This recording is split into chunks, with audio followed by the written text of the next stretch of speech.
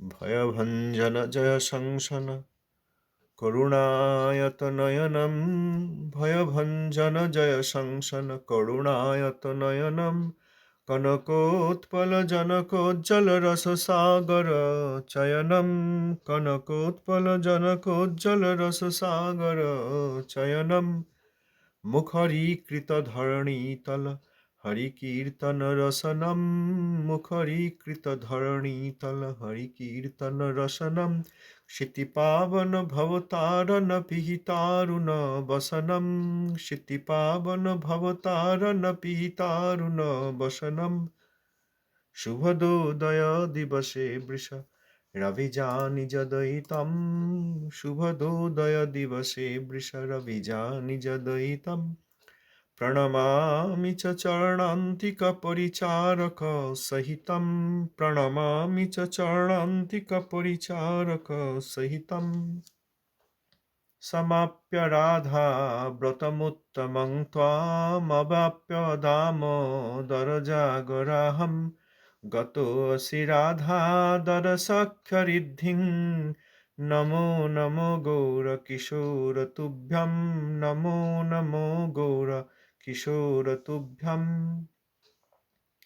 পতিত পাবন শিশলা গুরু মহারাজ কি জয়। অষ্টোত্তর শত শিশলা ভক্তি সিদ্ধান্ত সরস্বতী গোস্বামী ঠাকুর শিলা প্রভুপাদ কি জয়। अवधूत कुलोचरामणि शिला गौरदास बाजी महाराज जी की जय। शिला सच्चिदानंद भक्त ठाकुर महाशय की जय। जगद्गुरु शिला प्रभुपादेर पार्षद बृंद की जय। भजनानंदी और समागत भक्तबृंद की जय। धन्यवाद प्रणाम। शिला प्रभुपादेर कीर्तिता एवं प्रभुपादेर प्रकटकाले सम्पादक श्रीमद सुंदरानंद विद्याविनोद प्रभु संकलित परम गुरु श्री गौरकिशोर এই গ্রন্থ থেকে আজকের বিষয় প্রকৃত মাধুকরী বৃত্তি কি। অমোক সাহা নামক এক ব্যক্তি শ্রীল গৌরকিশোর গোস্বামী প্রভুর জন্য কয়েক সের করিয়া চাউল স্বেচ্ছায় পাঠাইতেছিলেন। এইরূপ অন্যান্য কোনো কোনো ব্যক্তিও শ্রীল বাবাজী মহারাজের সেবার জন্য কিছু কিছু চাউল প্রায়ই দিয়া যাইতেন। কুলিয়া নবদ্বীপের রানীর ধর্মশালায় একটি কুঠরিতে এই সমস্ত চাউল জমিতেছিল। অমুক সাহার চাউল নিয়মিতভাবে আসিবার প্রায় 2 মাস পরে শ্রীল বাবাজী মহারাজ তাহা দেখিতে পাইলেন ও অমুক সাহার নিকট লোক পাঠাইয়া বলিলেন যে তিনি যেন আর চাউল না পাঠান।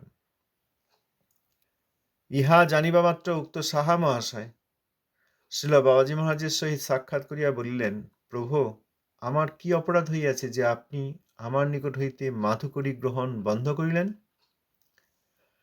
বাবাজী মহারাজ বলিলেন, আমার গুরুদেব আমাকে পালা গরু হইতে নিষেধ করিয়াছেন। পালা গরু অপেক্ষা ধর্মের ষাঁড় হওয়া বরং সুবিধাজনক। শ্রীল বাবাজী মহারাজের এই কথা শুনিয়া এক ব্যক্তি পালা গরু শব্দের তাৎপর্য জানিতে চাহিলেন।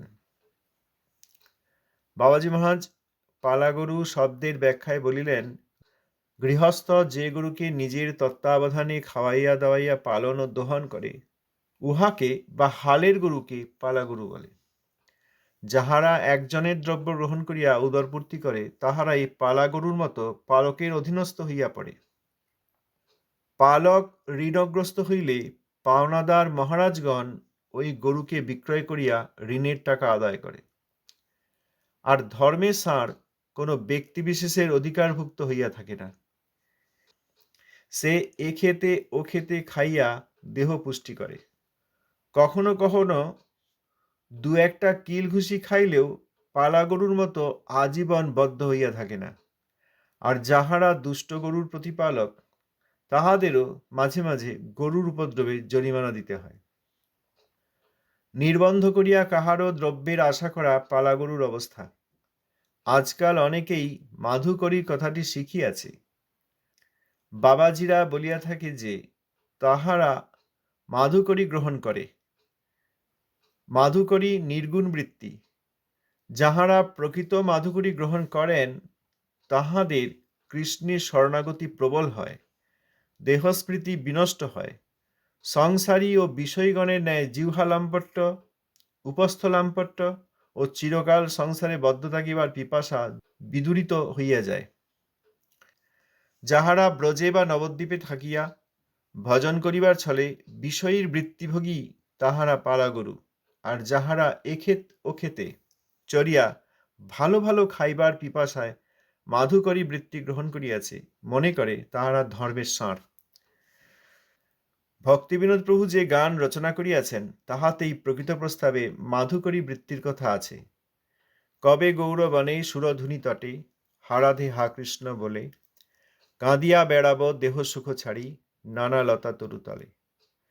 কবে সপজ গৃহেতে মাগিয়া খাইব, পিব সরস্বতী জল, পুলিনে পুলিনে গড়াগড়ি দিব, করি কৃষ্ণ কোলাহল।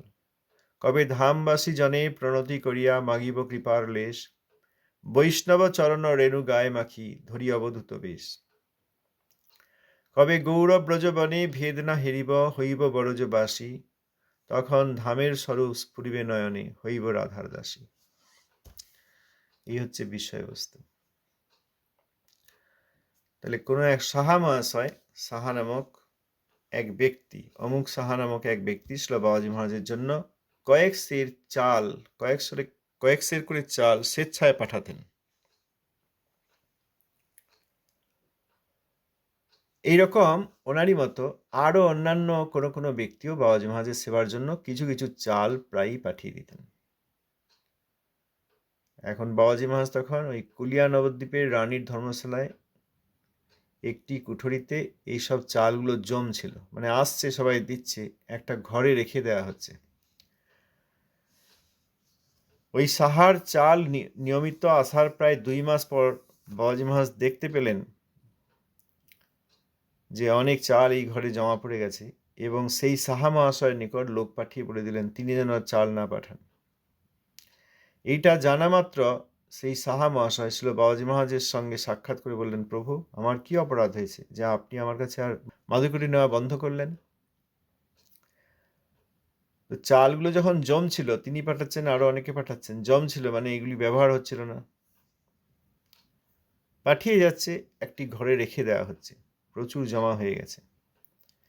সাহা মহাশয় এবং আরো কেউ কেউ এরকম ব্যক্তি যখন বন্ধ করলেন, সাহা মহাশয় এসে দেখা করেন যে আমার কি অপরাধ হয়েছে, আপনি আমার কাছে আর মাধুকরি গ্রহণ করলেন, মাধুকরি নেওয়া বন্ধ করলেন। তো বাবাজি মহারাজ উত্তর বললেন, আমার গুরুদেব আমাকে পালাগরু হতে নিষেধ করেছেন। পালাগরুর চেয়ে ধর্মের ষাঁড় হওয়া ভালো, সুবিধাজনক। ছিল বাবাজি মহারাজের এই কথা শুনে একজন ব্যক্তি পালাগরু শব্দের কি অর্থ, কি তাৎপর্য এটি জানতে চাইলেন। বাবাজি মহারাজ তখন পালাগরু শব্দের তাৎপর্য বুঝিয়ে বললেন যে গৃহস্থ যে গরুকে নিজের তত্ত্বাবধানে রেখে খাইয়ে দাইয়ে পালন ও দোহন করে, ঘরে গরু থাকে, তাকে ছানি, ঘাস, খোল ইত্যাদি খাওয়ানো হয়, জল সময়ে সময়ে দেওয়া হয়, আবার বাচ্চা হয়, বাছুর হয়, দোহন করে, তাহলে পালন ও দোহন করে সেইটাকে, বা হালের গরুকে, হালের গরু অর্থাৎ এই চাষাবাদ করতে গিয়ে যে হাল দরকার হয় চাষ করার জন্য, সেখানে যে গরু থাকে সেখানে এই বলদাদি থাকে, সাধারণত ষাঁড় থাকে না, বলদ থাকে। এই ঘরে পালন করা হচ্ছে যে গরু, তাকে খাইয়ে দাইয়ে পালন করা হচ্ছে, এবং বাছুর আদি হলে সময়ে সময়ে দুধ দেওয়া হচ্ছে, যতদিন দুধ দেয় সেই দুধটি দহন করা হয়, সেই গরু। অথবা হালের গরু, চাষের জন্য যে হালের গরু, তাকে পালা গরু বলে, কারণ গৃহস্থ পালন করছে। যারা একই জনের, অর্থাৎ এই রূপকটি বা উদাহরণটি দিয়ে বাবাজি মহারাজ বুঝিয়ে দিলেন, যারা একজনের দ্রব্য গ্রহণ করে উদর পূর্তি করে, একজনের উপর নির্ভরশীল, সেই একজন দেয় সেই খায়, তারাই ওই পালা গরুর মতো, যিনি পালক করছেন বা যে ব্যক্তি দান করছেন, থাকতে দিচ্ছেন বা খেতে দিচ্ছেন সময়ে সময়ে, আর কোথাও যেতে হয় না, একজনের বাড়িতে থাকা হয় বা একজনের আশ্রয়ে থাকা হয়, একজন জমিদার বা মহারাজ তাঁর অধীনে থাকা হয়, তিনি ঘর দিয়েছেন, তিনি খাবার দাবার দেন, কোনো অসুবিধা নেই। এই রকম যারা একজনের নিয়ে উদরপূর্তি আদি করে, তারাই পালা গরুর মতো পালকের অধীনস্থ হয়ে পড়ে, তিনি যেখানে থাকতে দেবেন, তিনি যতদিন থাকতে দেবেন, তিনি যেমন খেতে দেবেন ইত্যাদি।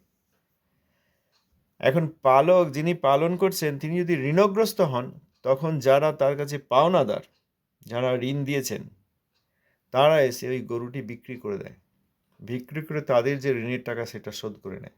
তুমি তো পয়সা দিতে পারছো না, তোমার ঘরে গরু রয়েছে, বিক্রি করে দাও। গরু বিক্রয় করলে যা পয়সা হবে সেইটি দিয়ে তারা তাদের কাছ থেকে যে ঋণ নেওয়া হয়েছে সেইগুলি মিটিয়ে নেন। আরেক রকম হচ্ছে ধর্মের ষাঁড়। ধর্মের ষাঁড় দেখা যায় অনেক শহরে গ্রামে ঘুরে বেড়ায়। যখন নবদ্বীপ যাওয়া হতো তখন দেখতাম অনেক ষাঁড় এরকম রাস্তায় ঘুরে বেড়াতো। ধর্মের ষাঁড় কোনো একজন ব্যক্তি বিশেষের অধিকারভুক্ত হয়ে থাকে না, যে এই ষাঁড়টি এই বাড়ির, এরকম থাকে না। ওই রাস্তায় ঘুরে ঘুরে বেড়ায়, রাস্তায় যা পড়ে থাকে খায়। এখানে বলছেন এ খেতে ও খেতে খেয়ে বেড়ায়, এ খেতে ও খেতে খেয়ে দেহ পুষ্টি করে। তাকে কেউ ঘরের মধ্যে রাখেও না, সে কারোর ওপর নির্ভরশীল নয়, সে রাস্তায় রাস্তায় ঘুরে বেড়ায় এ খেতে ও খেতে, অর্থাৎ এই জমিতে ওই জমিতে, এখানে ওখানে, অন্য বিভিন্ন ব্যক্তির দরজার সামনে সামনে ঘুরে ঘুরে যেখানে যা কিছু পড়ে থাকে সেইগুলি খেয়ে সে জীবন রক্ষা করে, দেহ পুষ্টি করে। কখনো কখনো দুই একটা কিল ঘুষি খাইলেও পালা গরুর মতো আজীবন বদ্ধ হইয়া থাকে না। তো পালা গরুর একটা সমস্যা হচ্ছে বদ্ধ হয়ে থাকে, সে একটি বাড়িতেই বাঁধা থাকে আবার, এবং যে গৃহস্থ তাকে রেখেছেন তার উপর নির্ভরশীল। সুতরাং আদর যত্ন ভালোই হয়, যতক্ষণ না ওই গৃহস্থের আবার কোনো সমস্যা হয়, ঋণ আদি ইত্যাদি হয়ে গেলে তখন বিক্রি করে দেয়। কিন্তু ধর্মের ষাঁড় এরকম একজনের উপর নির্ভরশীল থাকে না। তবে যেহেতু সে কারোর নয়, ওই জন্য পাবলিক, সাধারণ জনগণ কোনো কারণে দু এক ঘুষি কিলও দিতে পারে, কিল ঘুষি দিতে পারে, দু একটু মারধর খেতেও পারে, কিন্তু একজনের অধীনস্থ হয়ে সে থাকে না, আজীবন বদ্ধ হয়ে থাকে না। বলছেন ধর্মের ষাঁড় কখনো কখনো দুই একটা কিল ঘুষি খাইলেও পালা গরুর মতো আজীবন বদ্ধ হইয়া থাকে না। এই দুই রকম হলো। আবার যারা দুষ্ট গরুর প্রতিপালক তাহাদেরও মাঝে মাঝে গরুর উপদ্রবে জরিমানা দিতে হয়। তিন রকম হলো, একটা হচ্ছে পালা গরু, একটা হচ্ছে ধর্মের ষাঁড়। আর এখানে এই পালা গরু কিন্তু সেই গরু বা দুষ্ট গরু, দুষ্ট গরু কখনো কখনো দড়ি খুলে বেরিয়ে পালিয়ে যায়, তারপর অন্য কারোর খেতে জমিতে খাওয়া দাওয়া করে। তার আবার অনেক সময় দেখতাম ছোটোবেলায় গ্রামে গ্রামান্তরে ছিল, ওই গরুকে ধরে নিয়ে গিয়ে খোঁয়াড়ে দিয়ে দেয়। খোঁয়াড়ে দিলে এখন সেই গরু খুঁজে পাওয়া যায় না, তখন কেউ না কেউ সংবাদ দেয় যে হ্যাঁ তোমার গরু এরকম অন্যের জমিতে খেয়েছিল, সে নিয়ে গিয়ে খোঁয়াড় বলে একটা ব্যবস্থা আছে, যারা গ্রামাঞ্চলে থাকেন তারা বুঝতে পারবেন, সেইখানে গিয়ে তুমি এই এত টাকা দিয়ে ছাড়িয়ে নিয়ে এসো। তাহলে যারা দুষ্ট গরুর প্রতিপালক তাদেরও মাঝে মাঝে গরুর উপদ্রবে জরিমানা দিতে হয়। গরু কিছু কোথাও খেয়েছে, কিছু করেছে, জরিমানা দিতে হয়। পালা গরুর মধ্যে যে গরুরা দুষ্ট গরু, নির্বন্ধ করে কারোর দ্রব্যের আশা করা পালা গরুর অবস্থা, যে নির্দিষ্ট আছে, ফিক্সড, কোনো চিন্তা নেই, এই ব্যক্তি আমাকে এই চাল পাঠিয়ে দেবে, বা এই ব্যক্তির ঘরে আমি থাকবো, তিনি একটা ঘর দিয়েছেন সেখানে আমি থাকি, বা একটা আমাকে মন্দির করে দিয়েছেন তাঁরই বাড়িতে, সেইখানে আমি থাকি, কোনো চিন্তা নেই। তিনি, তার ব্যবসা আছে, চাকরি আছে, কিছু আছে, তিনি খরচ খরচা দেন, মন্দিরের সেবার নামে পূজা আদি দেন, সেটা আমি পূজা করি, সেটা আমি খাই, অথবা আমার আর চিন্তা নেই। নির্বন্ধ করে কারো দ্রব্যের আশা করা, আর ভিক্ষাতেও যেতে হয় না, কিছু না, আমি আমার মন্দিরের সেবা করি আর ওইখানে খাই। আজকাল অনেকেই মাধুকরী কথাটি শিখিয়াছে। মাধুকরী মধুকর থেকে এসছে। মধুকর ভ্রমর, সে অনেক ফুলে চড়ে চড়ে একটু একটু করে মধু সংগ্রহ করে, একই ফুলে সব মধুটা খেয়ে নেয় না। এক একটি ভ্রমর একটি ফুলে গিয়ে বসে, একটুখানি মধু পায়, আবার তারপর ফুলে গিয়ে বসে, সেখানে একটুখানি মধু পায়। এই মধুকর তাদের যে বৃত্তি, সেইটাকে মাধুকরী বৃত্তি বলা হয়। এখানে বাবাজি মহারাজ বলছেন আজকাল অনেকেই মাধুকরী কথাটি শিখিয়াছে। বাবাজিরা, মানে তথাকথিত বাবাজিরা বলে থাকে যে তারা মাধুকরী গ্রহণ করে। মাধুকরী কিন্তু নির্গুণ বৃত্তি। প্রকৃত প্রস্তাবে মাধুকরী যদি কেউ গ্রহণ করেন, মাধুকরী বৃত্তি গ্রহণ করেন, সেটি নির্গুণ বৃত্তি। কারণ এর আগে আমরা অন্য নিবন্ধে পড়েছি যে যিনি মাধুকরী গ্রহণ করেন সেটি সত্তরজত আমার মধ্যে নয়, মায়িক গুণ তার মধ্যে থাকে না। যাঁরা প্রকৃত মাধুকরী গ্রহণ করেন তাদের কৃষ্ণের শরণাগতি প্রবল হয়, দেহস্মৃতি বিনষ্ট হয়। কৃষ্ণের শরণাগতি প্রবল হয়, দেহস্মৃতি বিনষ্ট হয়, অর্থাৎ দেহে মনে যে আমি আমার, দেহাত্মবুদ্ধি, এইগুলি বিনষ্ট হয়। সংসারী ও বিষয়গণের ন্যায় জিহ্বালাম্পট্য, উপস্থলাম্পট্য ও চিরকাল সংসারে বদ্ধ থাকিবার পিপাসা বিদূরিত হইয়া যায়।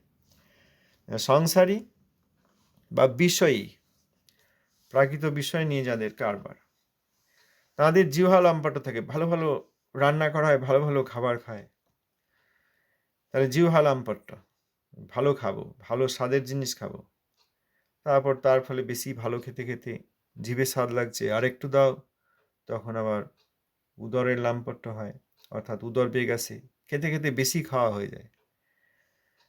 আর উপস্থ লাম্পট্য, জিহ্বা থেকে উদর, তারপর উপস্থ অর্থাৎ দ্য আর্জ অফ জেনিটালস, উপস্থ লাম্পট্য এইসব থাকে, এবং তার ফলে চিরকাল সংসারে বদ্ধ থাকার পিপাসা হয়ে যায়। কিন্তু যিনি প্রকৃত প্রস্তাবে মাধুকরী করেন, তার এগুলি হয় না। তিনি কৃষ্ণের শরণাগত হন, তার দেহস্মৃতি বিনষ্ট হয়, এবং সংসারীয় বিষয়গণের মতো তার জিহ্বালম্পট্য থাকে না, তার উপস্থ লাম্পট্য থাকে না, এবং চিরকাল সংসারে বদ্ধ থাকবো এই পিপাসা তার চলে যায়। আমাদের তো সংসার ভালো লাগে, খুব ভালো লাগে, মনে হয় এইরকমই সব থাকবে, কিন্তু ধীরে ধীরে দিনকাল বদলে যাচ্ছে, সংসারের মধ্যেও স্থিতাবস্থা বদলে যায়। বাচ্চারা ছোট থাকে, তারপর বাচ্চারা বড় হয়, তারপর বাচ্চাদের বিবাহ হয়, তারপর বাচ্চারা বিভিন্ন জায়গায় কাজকর্ম ইত্যাদি করতে চলে যায়, ঘর পরিবর্তন করতে হতে পারে। যেসব পরিবারের পরিজনরা ছিল তারা ধীরে ধীরে কেউ কেউ দেহত্যাগ করে চলে যান, যাদের বয়স হয়ে গেছে বা বিভিন্ন কারণে এইসব হয়। তারপর আবার মন কষাকষি হয়, তার ফলে আবার বিভেদ সৃষ্টি হয়। অতএব একই রকম থাকে না, কিন্তু কোনো না কোনোভাবে আমাদের এই সংসার খুব ভালো, যা আছে সেটাকে আবার মানিয়ে নিয়ে কী করে আরও বেশ একটু ভোগ সুখ করা যাবে আমরা করি। কিন্তু যারা প্রকৃত মাধুকরী করেন তাদের এই পিপাসা চলে যায়। যারা ব্রজে বা নবদ্বীপে থেকে ভজন করবার ছলে বিষয়ীর বৃত্তিভোগী, তারা পালাগরু। ব্রজে বা নবদ্বীপে, বৃন্দাবন নন্দব্রজে বা নবদ্বীপ ব্রজে, সেখানে থেকে ভজন করবার ছলে অর্থাৎ প্রকৃত ভজন করেন না, বেশিরভাগই তো তাই।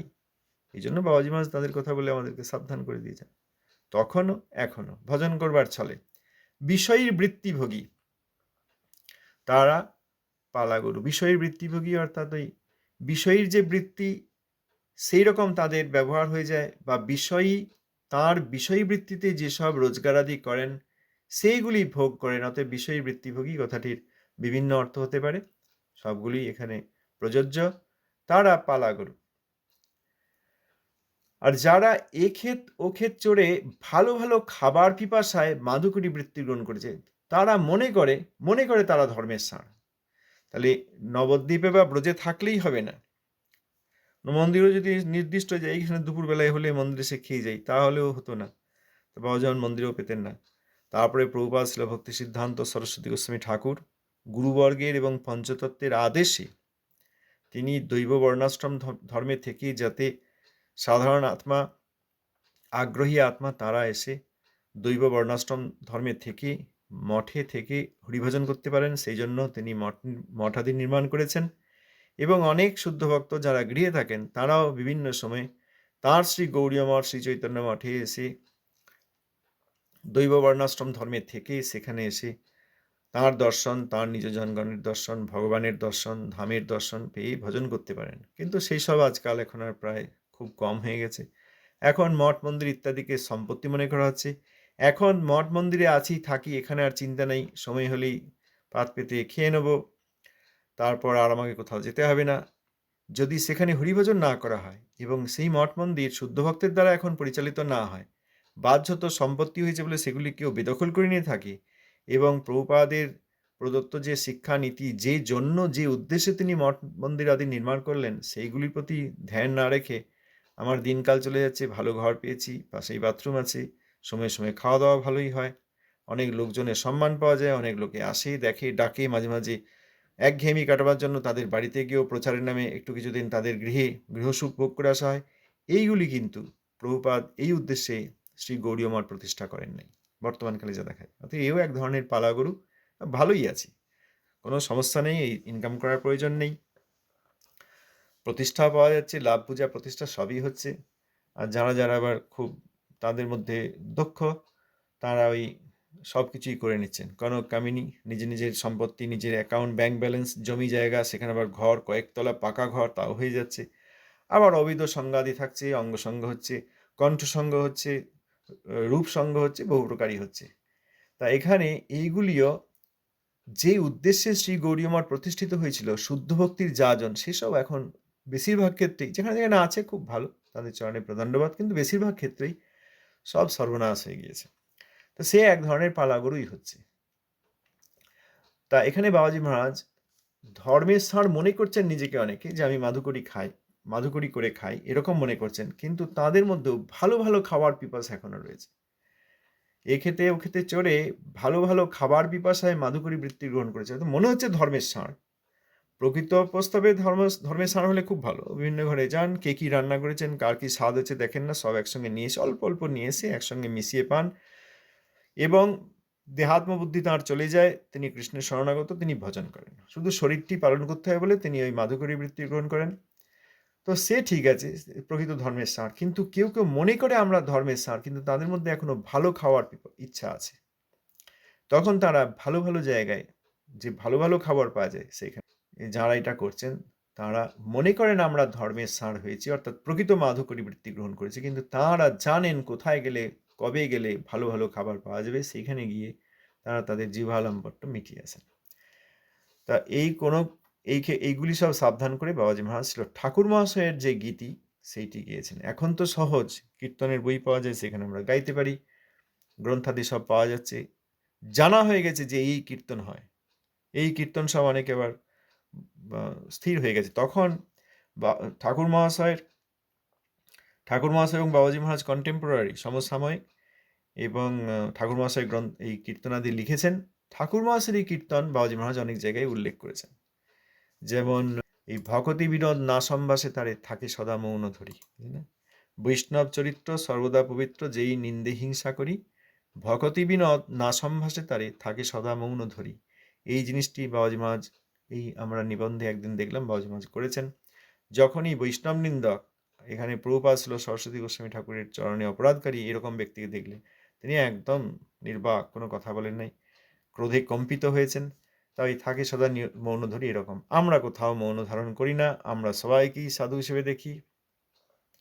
এই জন্য এই যে এখানে বলেছেন মহাযশ ভক্তি বিনোদ বন্ধু, মহাপ্রভু প্রেম সুধৈক সিন্ধু, অহ জগন্নাথ দয়াস্পদেন্দু, নমো নমো গৌর কিশোর তুভ্যম। মহাযশ ভক্তি বিনোদ বন্ধু, ঠাকুর মহাশয়ের বন্ধু স্থানীয় তিনি। মহাপ্রভুর প্রেম সুধৈক সিন্ধু, মহাপ্রভুর প্রেম সুধা তাঁর হৃদয়ে, মহাপ্রভুর প্রেম সুধায় তিনি সন্তরণকারী। অহ জগন্নাথ দয়াস্পদেন্দু, জগন্নাথ দাস বাবাজি মহারাজ তাঁরই শিষ্য ছিল ভাগবত দাস বাবাজি মহারাজ, তাঁর কাছে বাবাজি মহারাজ বেশ নিয়েছিলেন। তা বাবাজি মহারাজ যখন বেশ নিয়েছেন তখন জগন্নাথ দাস বাবাজি মহারাজ প্রকট, সেক্ষেত্রে ছিল ভাগবত দাস বাবাজি মহারাজ তাঁর বেশ গুরু। আবার জগন্নাথ দাস বাবাজি মহারাজ প্রকট আছেন, তিনি নিশ্চয়ই আদেশ করেছেন তার কাছে নিতে এবং তাকে বেশ দিতে, তাঁরই বেশ শিষ্য বেশ দিয়েছেন, কিন্তু বাবাজি মহারাজ তখন প্রকট। জগন্নাথ দাস বাবাজি মহারাজের কাছে থেকে ইনি ভজনও করেছেন। সেই জন্য এখানে শ্রী জগন্নাথ দাস বাবাজি মহারাজের দয়াস্পদেন্দু এই কথা বলা হয়েছে।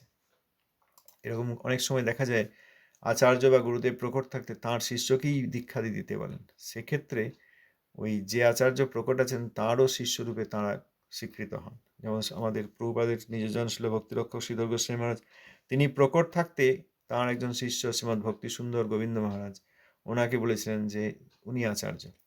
তো অনেকে তো শ্রীধর গোস্বামী মহারাজের কাছে দীক্ষা চাইছেন, বলছে তোমরা যদি এই গোবিন্দের কাছে দীক্ষা নাও, আমার শিষ্য মানে ওনার শিষ্য ছিল ভক্তি সুন্দর গোবিন্দ গোস্বামী মহারাজ, তার কাছে যদি দীক্ষা নাও তাহলে আমার কাছে দীক্ষা নেওয়ার সমান হবে, আর তাকে যদি অগ্রাহ্য করো তাহলে আমাকে অগ্রাহ্য করা হবে, এরকম বলেছিলেন।